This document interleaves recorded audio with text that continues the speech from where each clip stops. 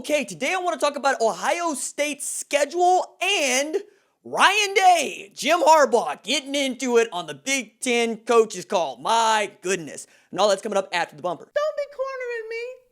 Hold up. Time. You gotta help me with that corner What's up, kinfolk? It's RJ Young. I am not on Step Mill. Consider hitting the like and subscribe button because I upload a video every single day. It's always college football related, sports related. We have a good time. And today we got to talk about the Big Ten schedule coming out, specifically as to what Ohio State's schedule is going to look like, Michigan's schedule going to look like, that sort of thing. But first, I want to talk about how Ryan Day and Jim Harbaugh apparently decided that it was time to get into it. And you know what? Ryan Day didn't pick a fight. Jim Harbaugh picked a fight. And editor at Bucknuts, Dave Biddle, has a skinny on it, right? So check it. Make sure that I get the details right here, all right? What a fun day. Been talking to about college football this season again, right? We're talking about controversy and whatnot. Now, apparently, here's how it went. While on the call, Ryan Day was talking, and suddenly Jim Harbaugh interrupted him to say that OSU was violating the rules of having on-field instruction and drills, which are not permitted until Friday. Harbaugh brought up Al Washington by name and mentioned a picture that surfaced with Washington working with some of the Buckeyes linebackers. Day fired back, "How about I worry about my team and you worry about yours?" Now, there's a version of this story that gets told that is wrong, in which it is said that Day told Harbaugh, Ohio State is going to hang 100 on you. He didn't say that in the call. But apparently he did say that in a team meeting with his players. And now a saucy rivalry has gotten even saucier. And for Harbaugh to stick his nose in like this says two things. One, Ohio State owns you. Two, haven't beaten Ohio State in damn near a decade. And three, that team, Ohio State, is the festering wound in his jaw. Like, it's right there. You can't unsee it. Jim Harbaugh is really incensed by Ohio State, and I would be too. You put together outstanding seasons, and you still get beat to shreds and ripped apart by Ohio State. Now, that game that traditionally happens in November is scheduled to happen on October 24th. So Ohio State gets Nebraska at home on October 10th. Well, let's start with the whole schedule. September 3rd, they start the season. Okay, September 3rd, Illinois. Then September 12th versus Rutgers. Then September 19th at Purdue. Then September 26th versus Indiana. They get a week off for a bye. Nebraska on October 10th. Michigan State on October 17th. Michigan on October 24th.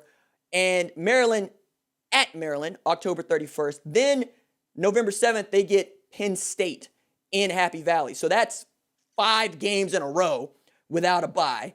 And then they get a bye for the 14th, and then they get Iowa on the 21st. The Big Ten Championship is scheduled to go down December 5th. So we know when the game is going to happen, October 24th. We know that Ohio State and Michigan hate each other. And we know that Jim Harbaugh is cruising for a bruising. And we know that Ryan Day is going to tell Justin Fields and that offense that is deliciously awesome to go off, King. Go off. Run it up. Leave no doubt. What's a mercy rule, right? Like, that's what it is. It's going to be like, what's a mercy rule? We don't know it. We have put 60 on you before. We're going to put 100 on you now. I don't care who you're going to be. I don't care what you're going to play with. We're going to try to go for your throat and take your head off. Like, I'm so excited about this. This is literally awesome because now I get to talk about the thing that I love most about college football, which is passion. And I get it as a neutral observer of this rivalry. I can't wait. I can't wait. We're talking about what? 2 months, 2.5 months from that game. And we get football in the Big Ten starting on September 3rd. We'll see when football for the Big 12 starts. Right now, it's still scheduled for August 29th with Oklahoma opening against Missouri State. But that could be pushed back to September 12th or even September 19th. We know the SEC is not going to start play until like September 26th. And yet, I'm looking at Ohio State, and they have been pretty single-minded and focused on what they want to do. They want to play football. They want to win the Big Ten championship. They want to win the national championship. They know that even in this really awkward and weird year with the pandemic ruining everything, that they have perhaps the best team in college football. Justin Fields at quarterback, Trey Sermon at tailback. They got Wyatt Davis on the offensive line. You can go Julian Fleming, Garrett Wilson, Mookie Cooper, Chris Olave. And that's before we talk about Jackson and Smith and Jigba, right? That's before we get into really that defense that is ridiculous. Jonathan Cooper, Tyreek Smith, Zach Harrison, all on your defensive line. Tough Borland in the middle with Baron Browning. You got Sean Wade back there with Josh Proctor. You're going to be good. It's about how good. And they could really lay down a marker early with games against, my goodness, we're talking about Indiana, Rutgers, and Purdue. Nah, bruh, nah. And then you get to go back to Purdue for the first time since they put up damn near 30 on you and stomped a mud hole in you, walked it dry. Yeah, that's going to be a big one. Now, in that game, Dwayne Haskins threw for like 473 yards, and David Blah actually outplayed him by throwing for like 378. But, man, I can't wait to see how this team reacts to all of this. I can't wait to see who actually challenges Ohio State, because Micah Parsons has opted out of the 2020 season along with Rashad Bateman at Minnesota at wide receiver. So that's two teams that we expected to compete either in the Big Ten East or for the Big Ten Championship coming out of the Big Ten West with Minnesota that lose, quite honestly, their best players.